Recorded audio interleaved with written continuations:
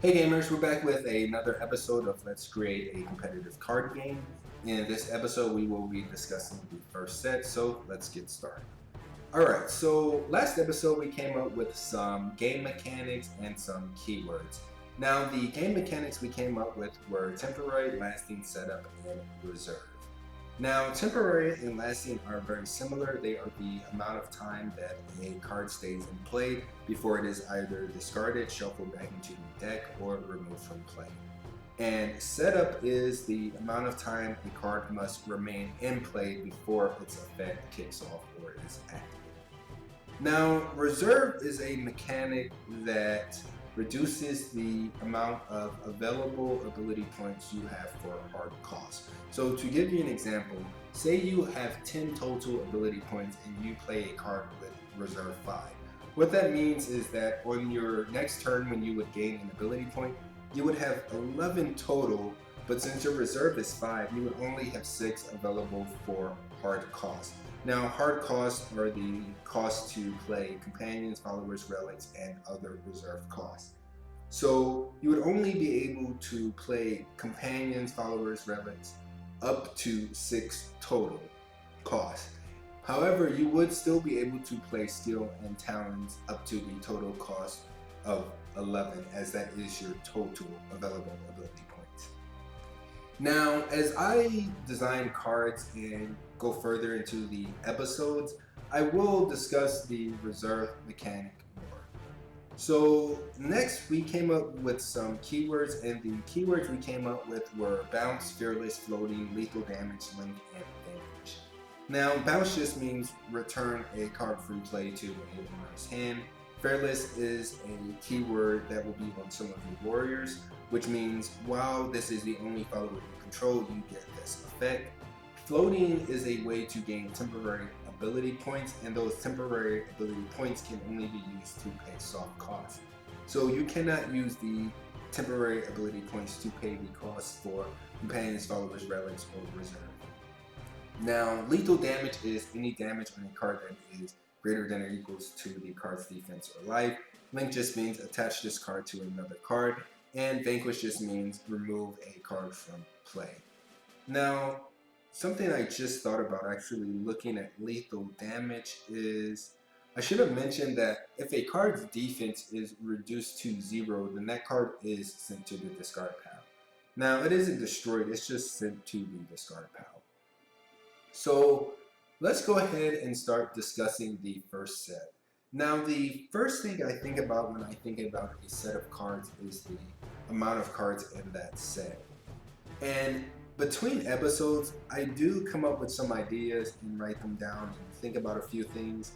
And what I initially wanted to do with this game is, in the first set, I wanted it to be similar to some of the older, say, base sets or core sets in some of the other card games, where there would be a huge base set with 300 plus cards. But I had to look at this from a realistic viewpoint and think about what was actually feasible for me to accomplish with my resources. And what I kind of decided was that I'd only be able to do about 90 cards. And the reasoning behind that is with a 300 card set, you have to pay an artist for every single picture on every single card. You have to pay to have the cards printed, you have to pay for the shipping, etc. So with the resources I have available, it's really only feasible for me to do a 90 card set.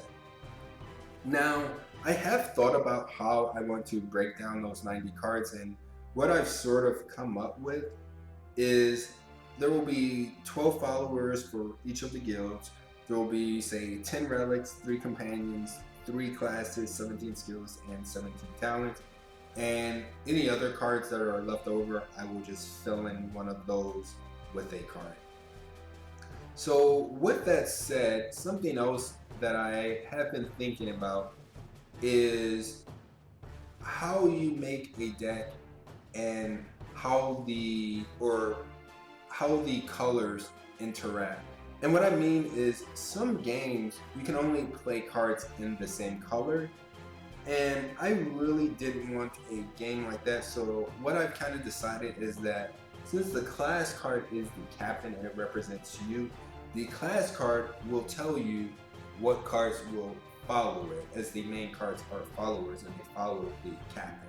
So what that means is your class card may say, hey, only red warriors will follow you, or it may say, hey, blue clerics and magicians will follow you, or it'll say any class or status in this game will follow you that is from the red guild, or there may be class cards that say, hey, anyone will follow you, and of course those will probably be the best class cards in the game. So that is kind of what I thought about for this. Now, something else that I thought about was, right now I do only have one status or class type under each of these, but I do have, let me see, planned I have about 10 different red class types with playstyles, about 15 for blue with playstyles, and also 15 for yellow with playstyles. So while I do have those plans, I don't really want to reveal those in these episodes, as I do want to keep some things a secret or a surprise. So let's go ahead and get to the cards. And before we even start designing cards, something also to think about is how you want to go about making cards in a game. And what I mean by that is, do you want to make all the cards first, and that means the effects, the stats, etc., and then balance them out through playtesting? Or do you want to try to balance all the cards first and then playtest?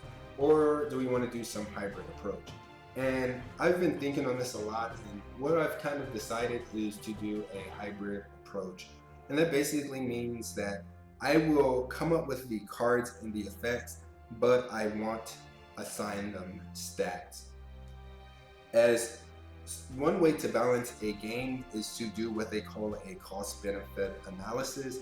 And all that means is you assign all the keywords and effects in your game either a cost or a benefit. So if it is something good, it is a benefit, and if it is something bad, then it is a cost. And when you design a card, you want the cost and benefits to be equal, and that is the quickest way to balance a game. As an example, if Destroy is really common in your game, you can say it is a benefit of 1, and any card with Destroy will have +1 benefit. So say you have a card with 2 attack, 2 defense, and it destroys 2 cards. So it destroys twice, so that's a +2 benefit, and then you have 2 attack, 2 defense, so that's a total of 6 benefits. So your card would need to be a cost of 6, or a total cost of at least 6, to be balanced within your game. So that is really brief. I will do an episode coming up with the costs and benefits for this game. And something else I've thought about is, in a future episode, I may actually just write a program that I can just input the effect of a card and it will spit out stats for that card. So that's something I've been thinking that I may do. Now, I do want to keep this episode short, so I'll go ahead and start making the first few cards, and these will just be the class cards, as those should be fairly simple to make. So when we think about the cards, or even this spreadsheet, I have to think about how I want to organize this. So do I want a sheet for every card type, or do I just want to have some big sheet and just put everything in this? Now, I do like to be organized, but something that may help in the future with converting these effects, stats, etc. to actual cards is just having a master sheet and writing some program to grab this data and put it on the card. So I think that's the way I will start with this. So let's say that every card will have a name, and for now, I'm just going to put the things that may be in common with a lot of the cards. So let's say status.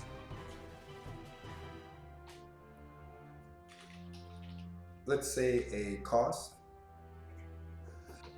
Let's say an effect. And something I personally like on some card games is flavor text. I know a lot of games don't have flavor text, but I do want to try to do some flavor text in this game. Let's say life.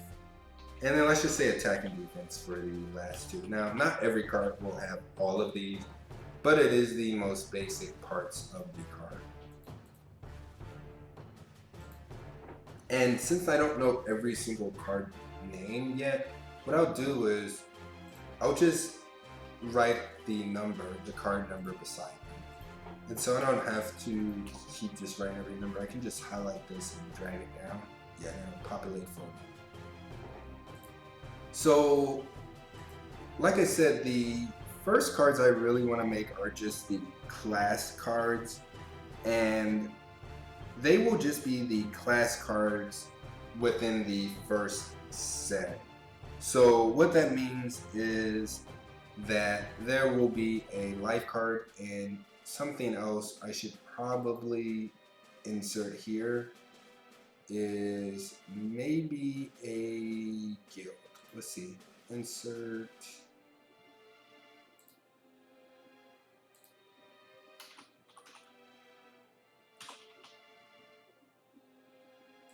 And this may not be necessary, actually.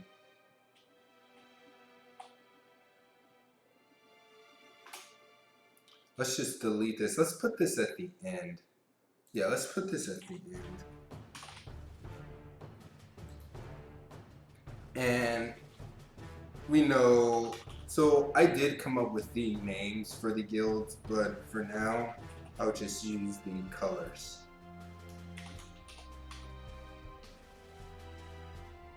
So for the red guild, this will just be a warrior. So it will be the 3 card types that we already have. So blue will be Cleric, and yellow will be Magician. Now again, I'm not going to come up with the card cost or the life or attack or defense yet, but I will come up with the effect. And since these are class cards, now that's something else that may need to be put in here actually, since this is a master sheet.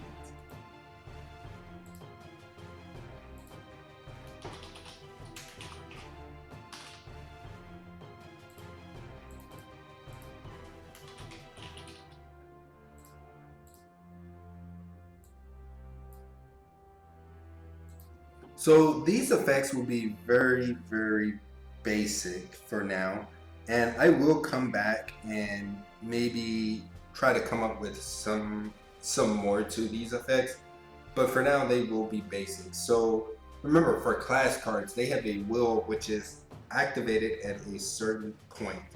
So for all of the basic cards, it will just be 10 life or less.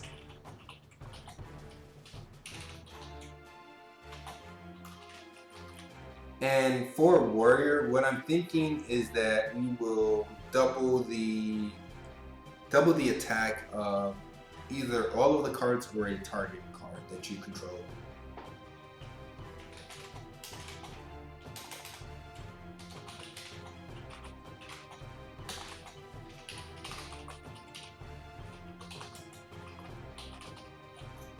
Let's just say this. Let's just say double the attack of warriors you control. And something else that I don't really remember how to do is we should be able to format these.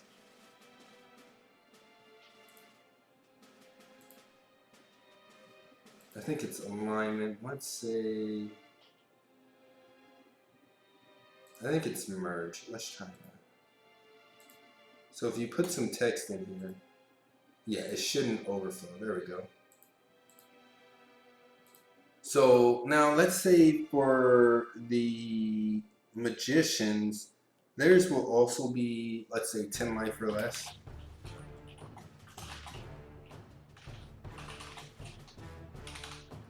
And let's say, so magicians are all about balance. So let's just say something like your opponent has to return cards from play to their hand until they control the, let's say, same number of cards that you control. So let's say something like that.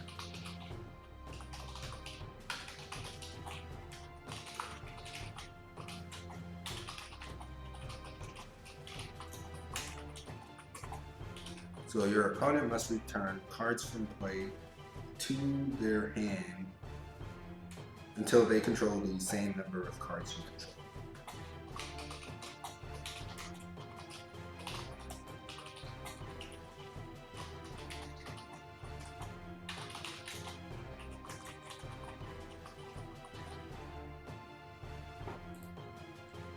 Alright, and for Cleric, it'll just be the same. Let's say 10 life for this. And let's see, what is something good for a Cleric? So Clerics, let's say they focus on life gain or something like protection. So let's say something, so the idea is that these are powerful but not too powerful. And these do only work once per game. That's how wheels work. So these effects can be pretty decent. So let's say something like you cannot lose the game this turn.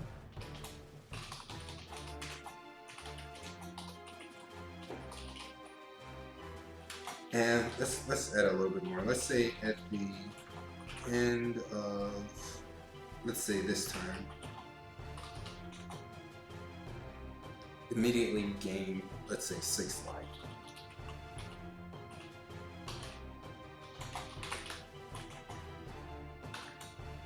And I just came up with that number.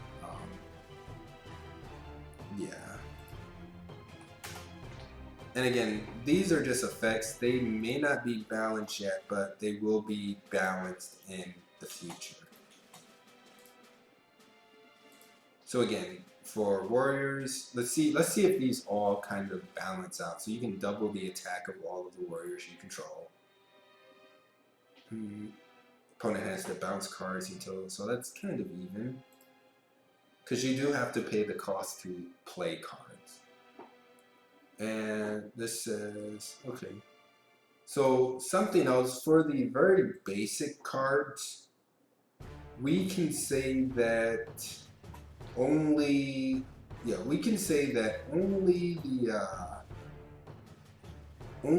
cards with the same status will follow you. So, i.e., we can say something like only all warriors will follow this card, something like that. Or only warriors will follow this card.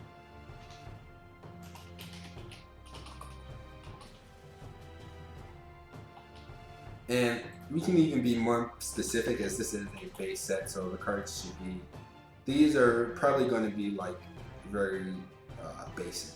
So let's say only red warriors will follow this card.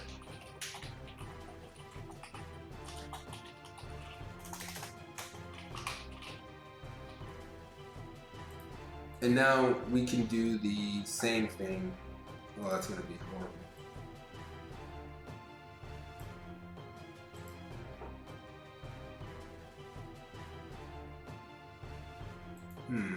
Yeah, I'm going to have to figure out that.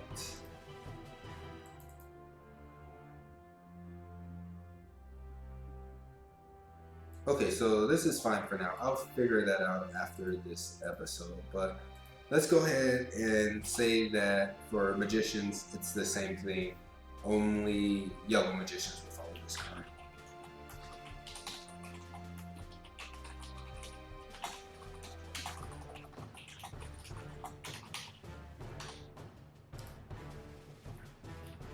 And we can say the exact same thing for clerics. You can say only blue clerics will follow this card.